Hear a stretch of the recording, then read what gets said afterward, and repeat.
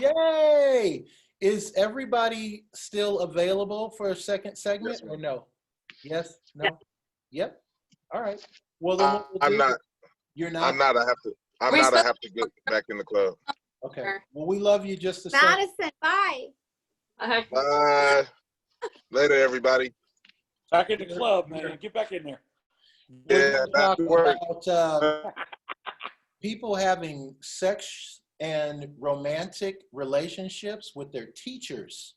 And when we say their teachers, we're not making it inclusive only of their school teacher. We're talking about their priest. We're talking about their guitar teacher. We're talking about any adult who's in a position of power and prominence that uses that position to say, hey, what do you think about coming on up to the house this weekend? And whoop-de, whoop-de, whoop-de.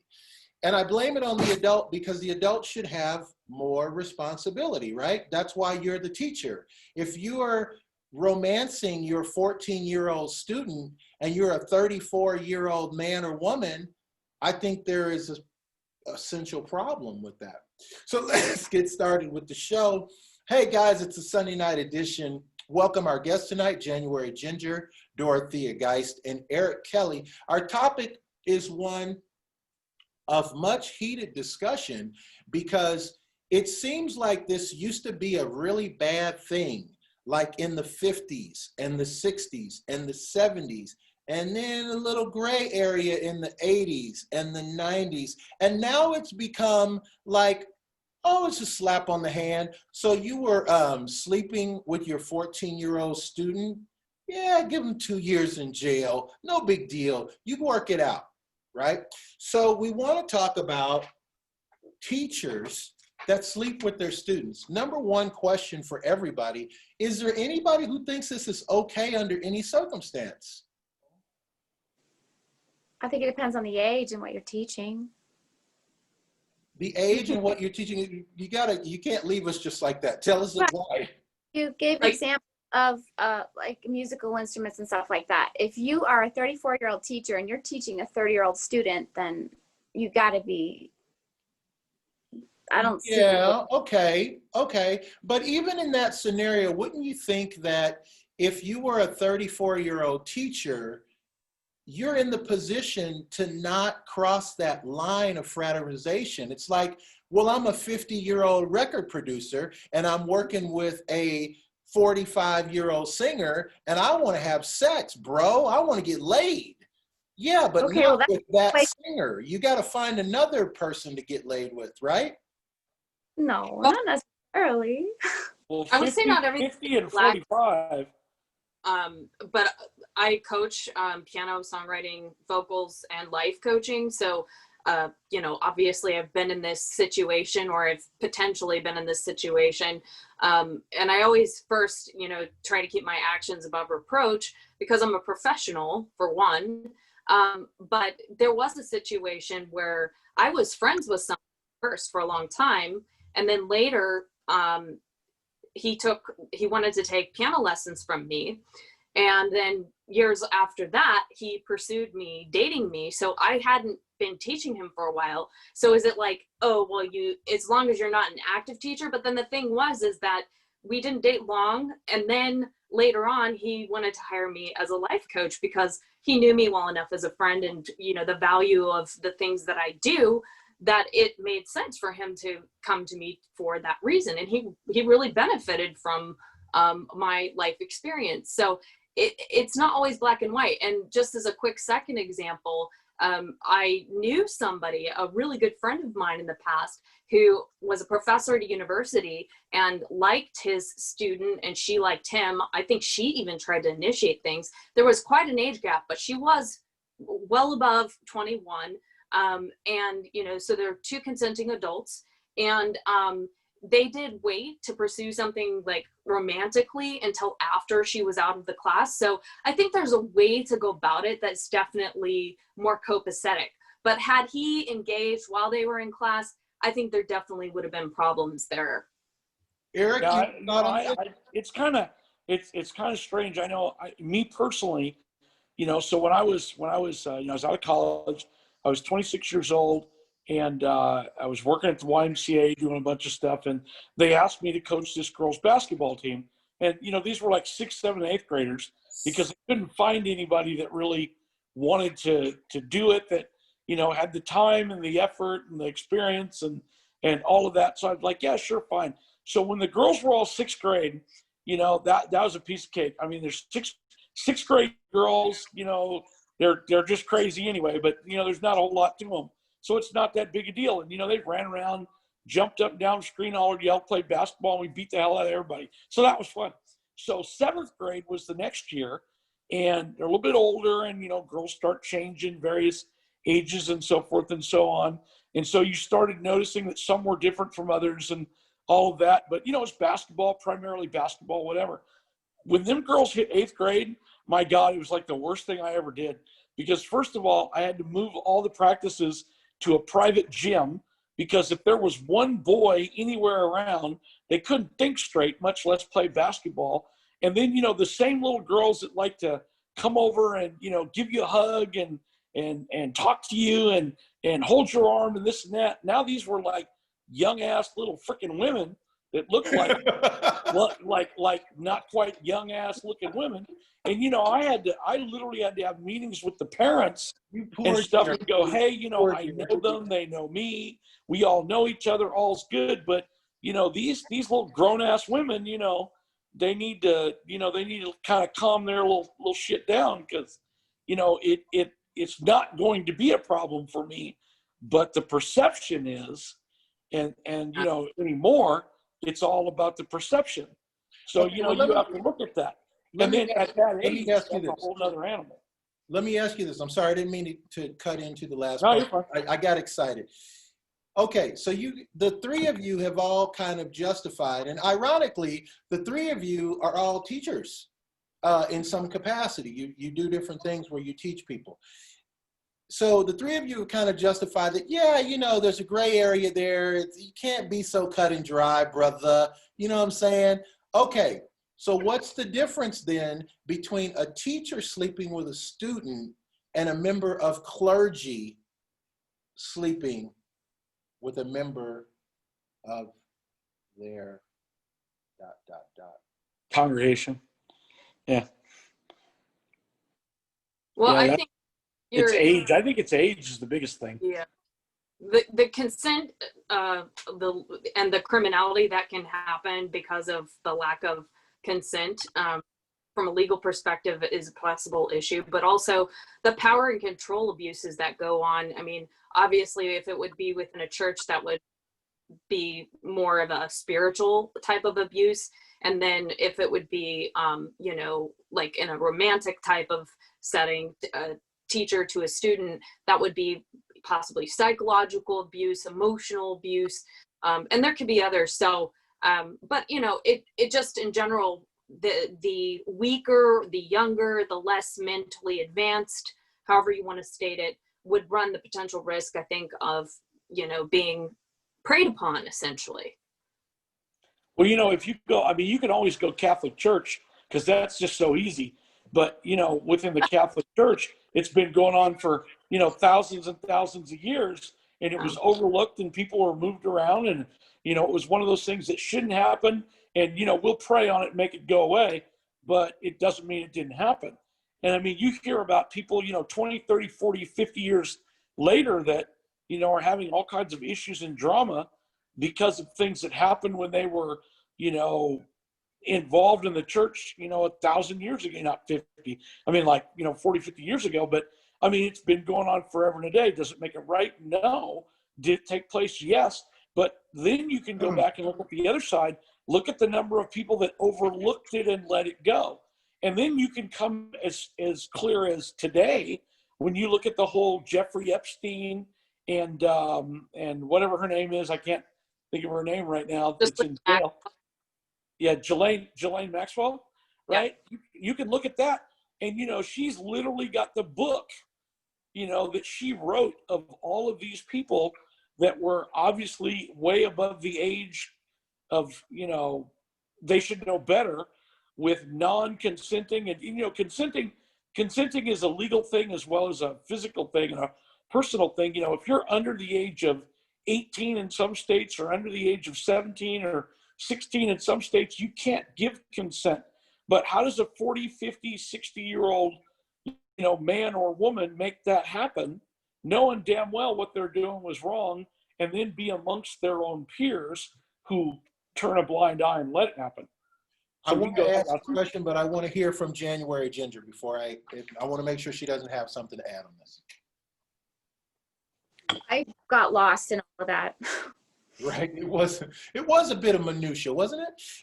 Okay. Well, then here's my question for all three of you: black, white, or gray? Black meaning absolutely, this is cut and dry. The answer is no. White meaning, yeah, let it slide. Come on, let's for real now, seriously. And gray.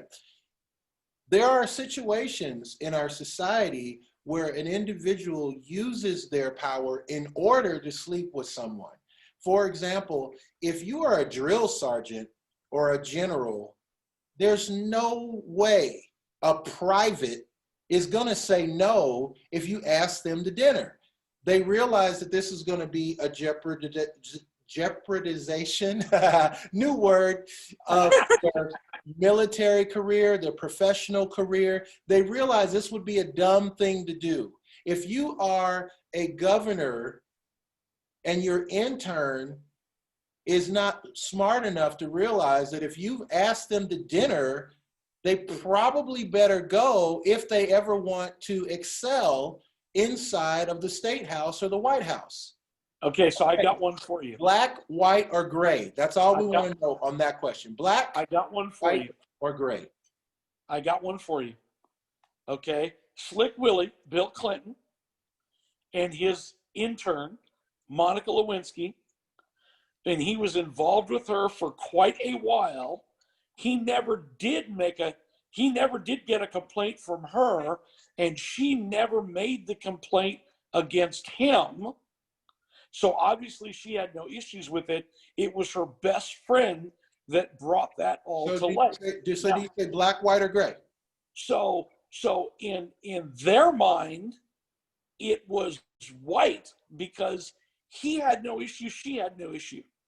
In her friend's mind, it was black because it shouldn't have happened and she should get paid for it. But let me say In this. other people's mind, it was gray. Before we go forward on that, let me just say this. I have no interest in either one of the last two first ladies. I don't think that either one of them is attractive at all. But if I was put in a position to where I was told I better make some pancakes in my boxer shorts for one of these two first ladies, I'm down. I'd be stupid not to do that. Are you serious? Do you know what the benefits that could happen for my career? But if they're using that political power over me, it's wrong. No matter how old I am, the positions are so unequal that it's wrong. It's wrong to use a position of power and influence like that over a person, knowing that they can't have a recourse. They can't fight back with that. Okay, ladies. Yeah, because If if you compromise on one level, then you realize they have you, and then there's another level and another level, and there's always another level. And actually right now, part of what we're dealing with in our society, which was just recently exposed, is that can literally go to the highest level of leadership in a country and the world and affect everyone's life as a result. So it's a really bad way to live life. And I'm specifically referencing Hunter Biden and his scandalous laptop, where he's got his own porn account that's been publicly broadcast to the world at this point. And he's on tape with minors. So he's been compromised by the CCP in this process because the CCP has copies of all of this. And he also has, there's pedophilia because these were minors, and drugs and just all sorts of stuff. And I'm not even ultimately blaming him because there's always a story behind the story. Who knows? The way that his father is, it could be that his father basically trafficked him and he didn't have a choice. To your point, Ace, right? he might have thought, oh, well, this will buy me something. And then he's got a family to feed. And this is his world. This is what he grows up in, a very corrupt world, arguably, but that's his world. That's what he knows. So in his mind, it's okay, but that doesn't make it okay. There is, real quick, I didn't forget about you, January. You're on the top of my mind. Hold it. There is a story about Michael Jackson, who I love dearly. But the more I hear the stories that he would hire families' children to come with him to his house for 3 or 4 days. And when you get to the house, there's cookies, cakes, donuts, roller coasters, llamas, ponies. It does sound like abuse of power. It may not be pedophilia. There's nothing that proves that what he did was pedophilic, except that that's such a gross abuse of power, don't you think? Like, you know, a 12-year-old boy with cancer is gonna freak the fuck out if you got a roller coaster in your backyard. Your thoughts? Yeah, train back there too. He could have been very immature in a lot of ways. I think just knowing the little that I do about like how he was kind of raised, and there's speculation that there might have been some abuses that went on in the family. So maybe he felt comfort because, you know, I'm an aunt, and, you know, when I'm around my niece or nephews, I know like just there's that feeling like of kind of unconditional love and joy and happiness and everything. And there's something really vital about being around children. There's nothing wrong with that as long as you're not hurting them. And it's energizing. So maybe he found that was kind of one of the only safe places for him, but it doesn't make it right, because you need to be able to have adult friends in plethora. I mean, if you're going to have 10 children friends, you need to have at least 10 adults. I love it. Yes, I agree. Of course, the people around him were making that happen too, though, right? Well, here's the thing. Okay, if January's not going to jump in there, then I'm going to jump in. Well, I don't know. I don't want to jump in because then people talk over each other. You know what I mean? Okay, you have the floor. I just think that I'm going to go along with what she said. Michael Jackson was very, very young when he became famous. So I believe that his childhood may not have been very childlike. And so those things may have brought him joy, even in his adult life, because maybe he felt incomplete. But I don't know. And the stories that we're told, we're not going to know the whole truth behind all of that. So I agree with both of you and everyone. Here's a story about Mary Kay Letourneau. Mary Kay Letourneau met her student victim when he was 12 years old. First, I want to ask the ladies, is there ever any justification for romantic feelings for a young man that's under 16 at your age? I mean, when you're over 21, what type of relationship can you have with a 12-year-old that somehow leads to romantic feelings? I mean, we were speaking on the other show about game. Is it that this 12-year-old, ladies, did he just have so much game that she just couldn't resist? She couldn't help herself? This kid was that suave? Well, it's interesting. She was involved with the political system as well. And when you get into politics, we didn't get to talk about this on a point earlier, but the Catholic Church, you know, a lot of people don't know, or they do now as a result of the expose with Jeffrey Epstein, is basically the centerpiece of a worldwide human trafficking ring. So that explains the historical pedophilia that's gone on, because we're talking, to your point, Eric, you know, like literally hundreds of years. Thousands of years. Yeah, or thousands even. And so it's actually ritualistic abuse even, and we could go further, but I won't. So yeah, that ties into politics, because they abuse the rights of the protections of the so-called church to hide the crimes, and they liaison with political figures throughout the world, and they compromise them through this kind of honeypot, if you will. And they, yeah, so this woman, I'm gonna guess based on some of her history and her political affiliations, I think her brother was part of BlackRock or something, that she probably had some early exposure to that. And so she probably got somehow twisted up in her thinking. And for her, love is love. It's not age discriminatory. And when you have like power at your fingertips where you're not being taught properly and conditioned properly by parents, I mean, I'm going to guess that's probably what happened. Interesting. January? Yeah, I understand young love, but I think young love should be young love with another young love. I don't agree with someone that is so much older with someone that's only 12. I don't agree with that. I don't understand it. But again, I don't know what's going on in the mind of Mary, and so I don't know anything about her. I don't know why that happens. It happens a lot.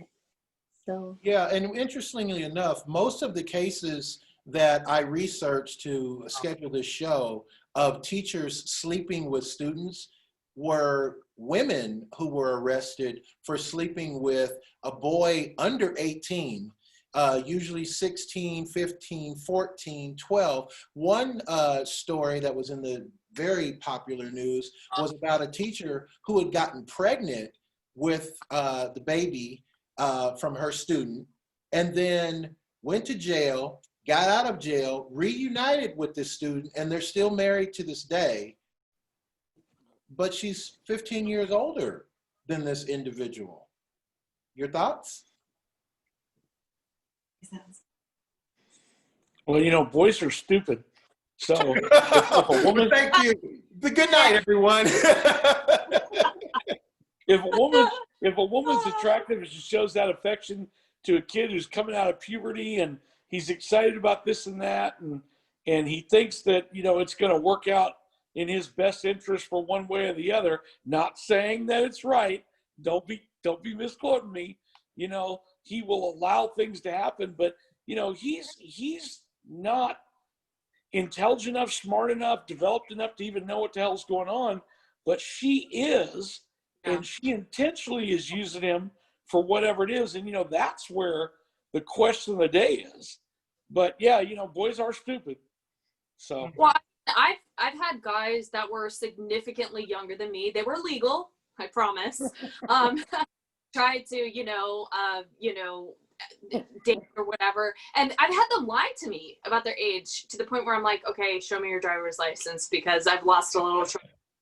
But and then it makes it awkward because you have to like walk yourself back and be like, but yeah, and you know, so I've had to just ask those questions, and I think it really shows like a real big problem. Like, it's not good on us as women in this society where there's a lot more of that. And in my life coaching, sometimes my biggest clients are actually men dealing with psychotic women. Okay, like, not to make it sexist or that I'm anti-women, but like, women have gotten, you know, pretty bad, and you know, like, both sexes have a lot to work on in my observation with just their mindset about things. But yeah, so you know, I think whoever is, to your point, Eric, like the older of the two, you need to be able to have those adult conversations. And like, I had to put the brakes on with somebody early on when we met through friends, and it was like all copacetic, and it just kind of happened, and he was inviting me out on a date, and I wasn't really thinking about it, and then we're finding out each other's ages, and I'm like, so I had to just say, okay, look, do you know even what you want out of life? And just ask some of the more adult questions. Okay, we need to end this, okay, and move on. But yeah, it's a maturity thing, and unfortunately we live in a society which is encouraging actually emotional immaturity through, back to our talk we did on you know, artificial intelligence and technology, because everybody's just so superficially developed on their Instagram profiles, but in their personal lives there's just so much lacking, so much substance. Anyone else? Here's a question then. Who do you think loses the most when it all comes out, when everyone finds out about the teacher-student love affair, the teacher-student hidden baby up in Maine somewhere? Who loses the most credibility, the teacher or the student? Well, it has to be the teacher, because the student has the immediate, once he or she realizes what they've done, was wrong, they were too immature, whatever, there's a lot of forgiveness that comes for them. But the older person involvement obviously has no excuse at all and should know better. So they're going to always lose.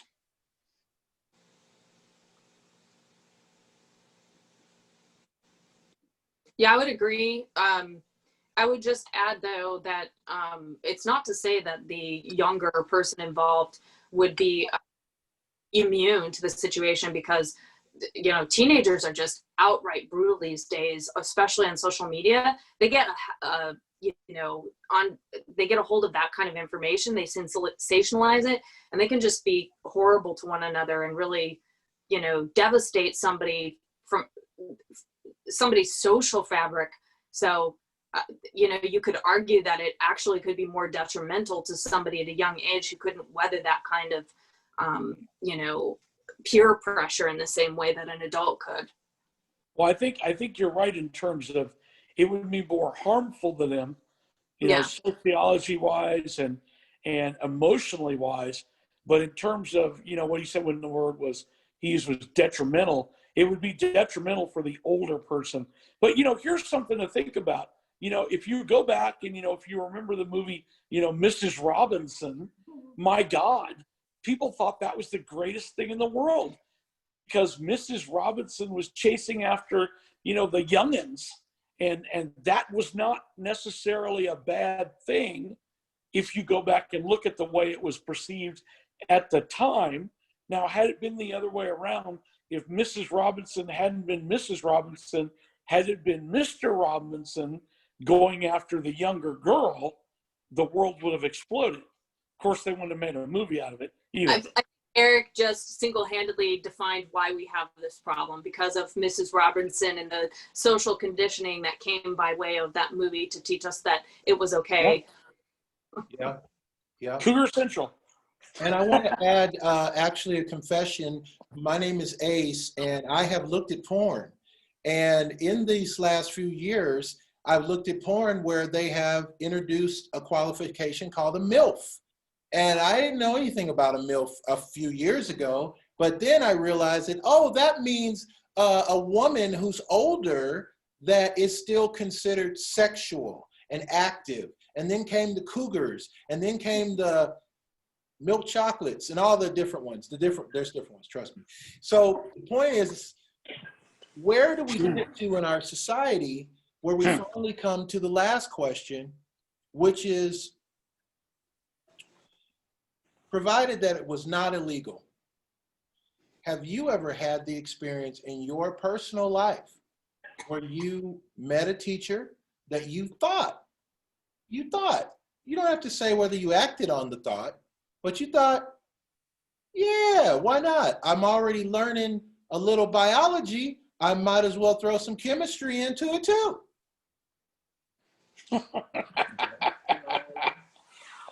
I can't remember.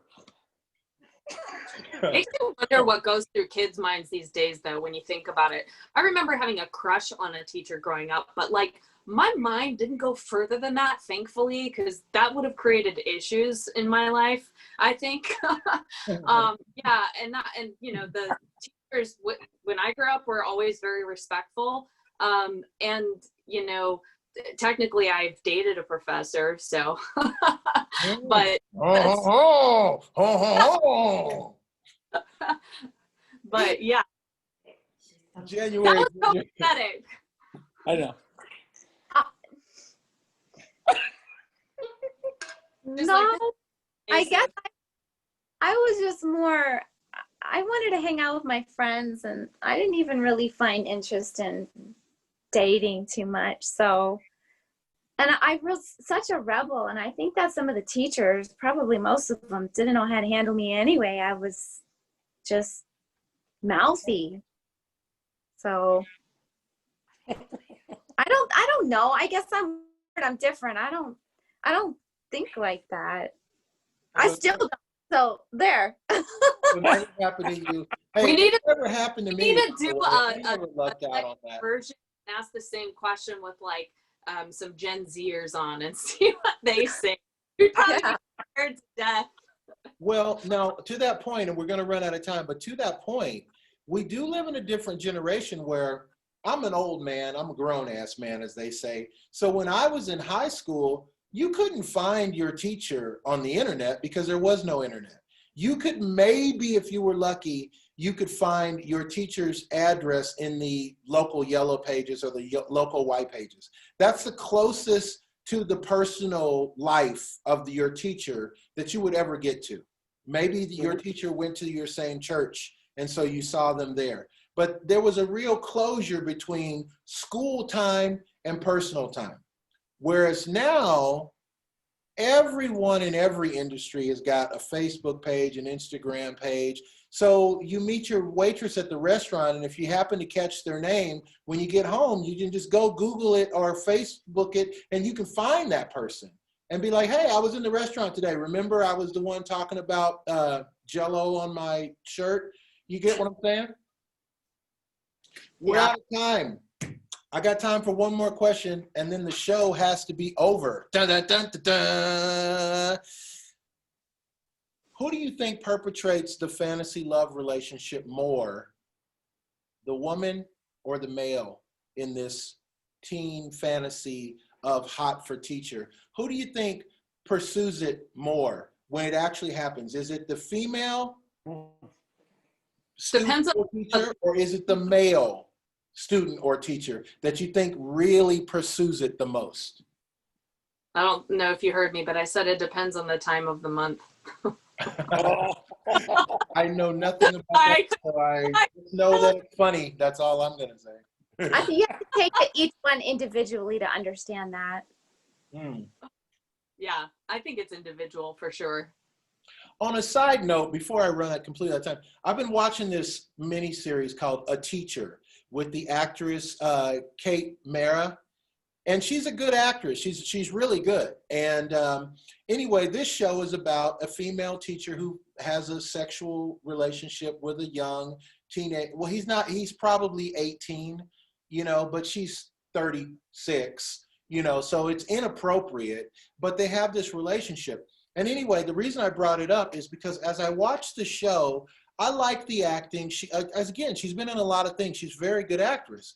But for me, I always go back to the same question in my mind, which is, what would motivate a woman who's married for 10 years? She's a teacher. She knows as soon as people find this out, she's going to at least go to jail for a little while. She's going to lose the right to teach anywhere in the state. Why would she be so compelled to have a relationship with a young boy knowing she'll lose so much? That's my last question. What are your thoughts? Is it the D? Eric, you look like it was the D. Is that what you were going to say? Is it the D? No, I wasn't going to say anything. I'm just listening, but okay, I am going to say one thing. Okay. 36 and 18, if you're in certain countries, that's a very normal thing. Okay. I mean, so is 38 and 10, depending on which country we're talking about. Well, that's true because, you could go that route. Is it acceptable? That's what we're saying, whether or not it's acceptable or not, but it's a normal thing. If a 30-something, 40-something-year-old man chooses to take a 18, or a 16 to 24-year-old woman as a bride, concubine, mistress, side chick, whatever, and nobody complains, then I guess it's not a problem, or it's like an arranged marriage or an arranged deal. So again, it depends on the circumstances and the location and, what's actually involved, and is there actually something there, or is there just perception? So I don't know. I I think that's a difference between what the laws allow and what's humane. I think that there's a lot of human rights abuses going on with this issue around the world. I don't think a 10-year-old female should be, subject to being married to some 38-year-old guy. I think that's disgusting. I mean, in the state of California recently, the bill SB 145 was passed, which a lot of people, they're like, oh, well, it didn't legalize pedophilia. Okay, wait, hold up. It allows for a 10-year age gap. So on the subject of teachers, if you're a 24-year-old teacher and you happen to be teaching a 15-year-old student and it's considered consensual, quote unquote, then who determines that, first of all, the teacher or the younger person? Can the teacher not brainwash the student into believing it's okay? Sure, they can. They have that mental, psychological potential control over the student. Also, if the student wants to get good grades. So, so we're being conditioned as a society, I think, to accept this blurring of healthy boundaries and what should be societally acceptable and what should not be societally acceptable. I mean, what does a person that's still in high school know about life? Like, these are the kinds of questions that should be asked in whether these are okay, because if that person gets, for instance, pregnant and it determines the rest of the course of their life because of that decision at 15 versus when they're more fully conscious and aware of who they are as a person, what they want out of life, they've had a chance to go to college, live a little, experience a little, then they could more consciously say, yes, this is a consensual decision. But you see, the law is making that determination rather than the individual in the state like California. And I don't think that's right, just because it's the law. Well, that's where the whole issue between illegality and immorality come in. And that's the big one right now. When they passed that law in California, I mean, most of the country cringed because they're like, oh my God, are we not still fighting over Jeffrey Epstein and Ghislaine Maxwell? And here you are passing a freaking law that allows a 14-year-old to give consent when, in most states in the country, that would never, ever, ever be allowed to happen, much less tolerated. So, and that's what scares a lot of people to death. Yeah, no, I'm sorry, not to talk over you, but just to, that's why they did it too, was to, one, cover themselves for possible past, what would otherwise be the scary part activities, and also to cover for future, because this goes back to the trafficking, because what they do now is they groom the 15-year-olds and the older teens to then groom even younger ones. So then they, a 15-year-old to then solicit sex with like a 6-year-old. It's so bad. Yeah, it's very similar what they did with the whole gang initiative and the the minors.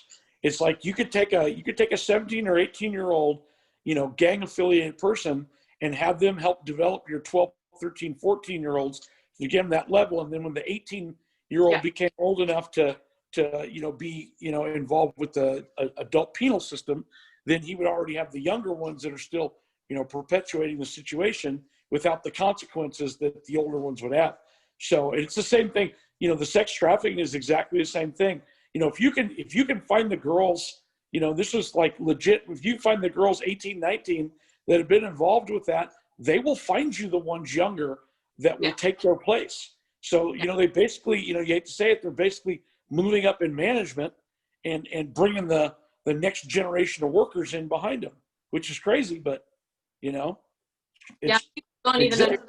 A lot of these children that are trapped, they live what looks like from the outside normal lives. They'll go to school, they'll have friends, they'll have boyfriends, they'll have families, but then they'll let's say scoot off for like an hour or two after school with their, for lack of a better term, like their pimp, and they'll be pimped out, and then they'll go back to their normal life, and they don't even know they're trafficked in a lot of cases. Yeah. We've got to close the show. I want to thank everyone for being a guest on the show today. I also wanted to throw in, just on this note, it's kind of on this note and it's kind of like on some whole nother stuff, but people may or may not know that Sacagawea As we were kids, we heard the story about Lewis and Clark and how she was very willing to help them forage their way across the countryside because she was just such a helpful Indian lady like that. But she was a teenager at best. She was probably 13 years old, and she had a physical romantic relationship with William Clark, and eventually married William Clark. And she couldn't have been much older than 13 when she married William Clark. So let's say, for shits and giggles, let's say she was 16. And that's still funky and wrong. But that's part of our history that we don't really talk about. I mean, we've got to remember that as it's 2020 right now, 100 years ago, it was completely fine for a man to grab a 14-year-old girl and say, you're going to be my wife and you're going to like it. And that was the law, and that was fine. Anyway, we're out of time. I want to thank my guests. January Ginger was with us tonight, and Dorothea, guys, and my man, Eric Kelly. And if you ever want to be on the show, please do. We'd love to have you. We want to hear your thoughts, opinions, suggestions, convictions, beliefs right here on the Sunday night edition. Thank you. Thank you. Great Thank job, you. everybody. Great job. Excellent. Muy excelente. All right. So that's done. We will edit the show. It will run the first weekend of January. And that's what's up. January Ginger, can I call you right now? I got to tell you some stuff that I've Yes. already told other people. So I don't need to repeat Sure. it to them because they already know.